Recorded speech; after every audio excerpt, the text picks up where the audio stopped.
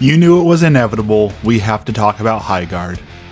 And let me be clear from the start, I was trying to give this game a real chance. Like, I know there was a lot of negativity coming around the game as soon as it came out. You know, if you watch this channel, that I am very harsh in game reviews, but I try and be as fair as I can be and talk about positivity where I can. I don't like the overwhelmingly negative space that exists around gaming.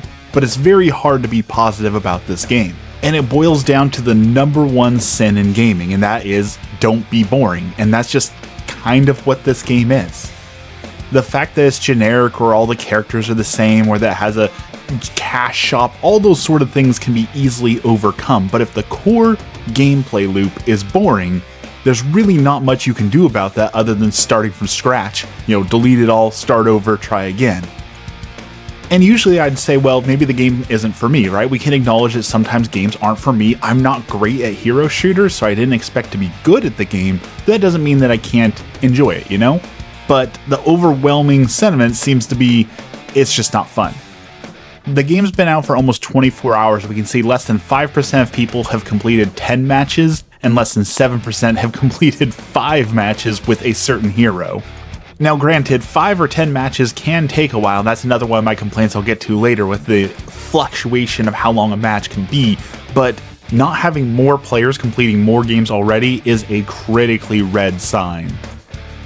Again, if you've watched this channel for a while, you know I try and discuss healthy gaming habits and having a well-balanced life. When games like Arc Raiders came out, I had complained about people who were literally playing the game 16 to 18 hours a day.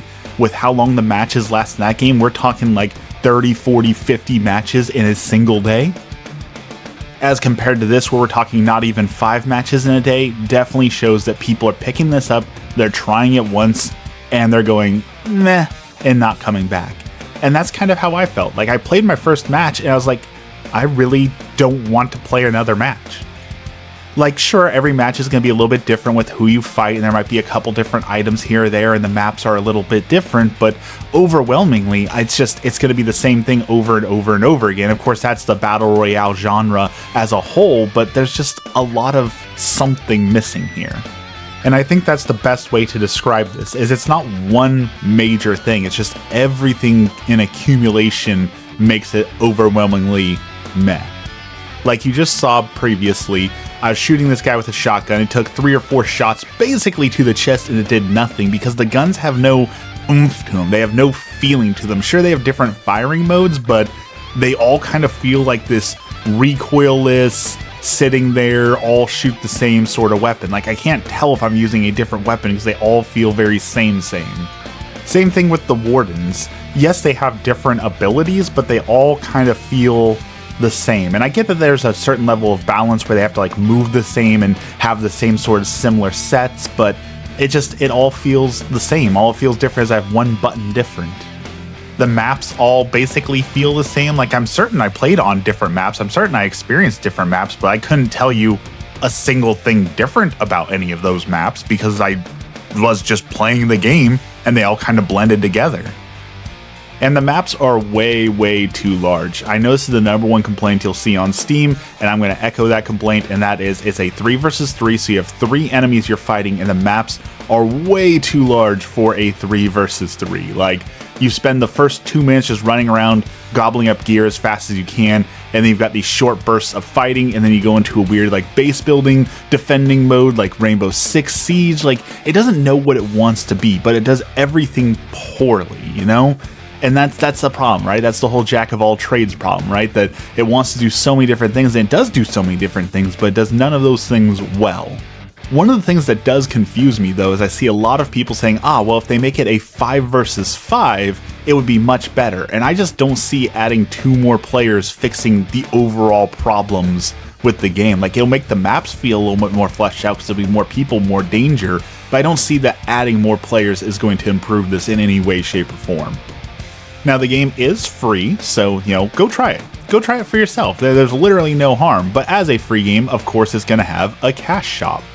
But most of the things, like, okay, there's a skin. It's a cool skin, but it's a first-person shooter. I won't see that skin except for on the start, and each one of these skins is $15.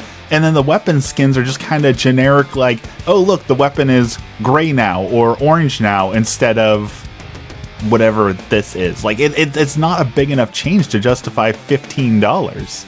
You can also get like horse skins, or you can ride a bear instead, which, okay, you can see the top of its head, but again, why am I paying $15, $20 to change the small head that pops up on my screen for 10 seconds while I'm mounted? I don't understand the appeal of that. I know people will buy it, I've seen people buy it, but I don't understand why people buy it. It also seems like there's content that's not available. They said a ranked mode comes soon. I've seen talk of a 5v5 mode and some other stuff, so I don't know if this is early access. I don't think it's an early access game, but it feels like it. I will give it one piece of praise though. The sound design, not the music. The music is generic and forgettable, but being able to hear people like sneaking up on you, I can actually do that. Not many games I can hear the footsteps so clearly. Like, they made the footsteps and the hoof steps, like if you're riding the mount, clear enough from everything else that you can definitely hear if someone's trying to sneak up on you. So if you want to sneak up on someone, you have to be very careful about how fast you're moving and how you're doing it, because that sound design is nice. I am alerted when someone is trying to get one up on me. I'm also not sure how I feel about the loot system, because like there's a trader, you can go like in the prep phase, you can run around and get money to buy better weapons, and the weapons upgrade, but as the weapons upgrade, you're also getting new armor. So yes, you're getting stronger weapons, but you're also getting stronger armor. It seems to cancel that out, and if you make the game go long enough, you can get legendary loot, and that changes it up just a little bit. Like, a weapon I picked up had impact rounds that just hit a little bit harder. Like, I didn't feel like it was this game-changing legendary weapon, and honestly, I don't want the matches to last that long. And that's another weird thing. I know I said I'd bring it up earlier, but I'm going to bring it up now.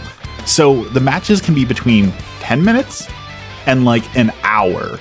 Like, that is such a huge change for the matches. I don't know why they can last that long. Like, usually when I want to play a game, like, oh, I have 20 minutes, so I'm going to play a game that I know takes 10 to 20 minutes. Or I have 40 minutes, so I can play a game that takes half an hour. But with the matches having such a mismatched amount of time to take, it's really hard to set aside the proper amount of time to play a match. And that's if you even get a good match. There is a huge problem with leavers, probably because people are trying the game out for the first time saying, wow, this sucks, and then leaving.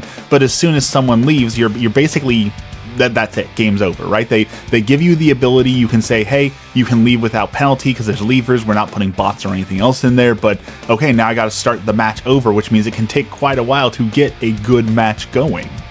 The other thing that's impacting match quality, and this is, I will fully say this probably will solve itself eventually, is matchmaking. Every match I've been playing, I was either wildly outskilled and stood no chance, or I completely outskilled the enemy and it was a complete stomp.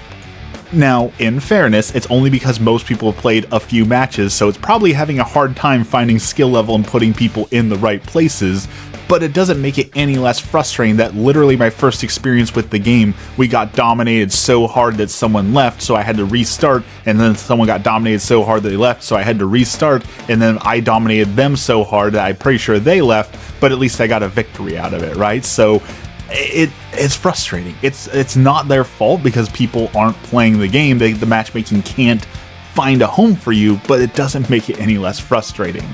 I also found the time to kill to be very frustrating. There are times where basically both parties are standing each other just shooting at each other and nothing happens, and then there's other times where I literally die in 2 shots and I feel like there was nothing I can do about it. There are people doing quick scoping, which I always talk about how much I hate quick scoping, and it should not exist in gaming, but there it is.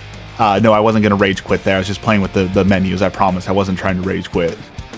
But that's a huge frustration that the guns seem to have a wildly different time to kill, and it depends on what armor you're wearing, and there's so much different things that can impact it that it just feels like every gunfight seems to come down to luck.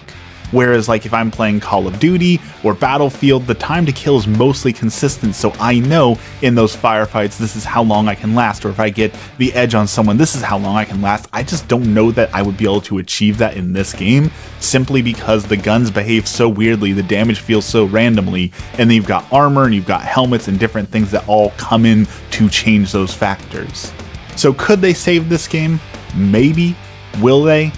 I doubt it. I definitely feel like with how many people have already not even been willing to do 2 or 3 matches in the game, that we're going to see massive lows on people, and they're probably going to abandon the game. I give this one probably the same hope as Concord, where it might last a month before they shut it down and say, we didn't get the reception we wanted, so unfortunately we have to shut down the servers. They probably will release a few things to try and get as much money as possible to make back, you know, all the lost money that they put into this, but I don't see this lasting very long. So if you download it to try it out, do be wary if you're buying things out of the cash shop. There is a good chance that those items will not be accessible to you in the future, because I just don't see this lasting very long.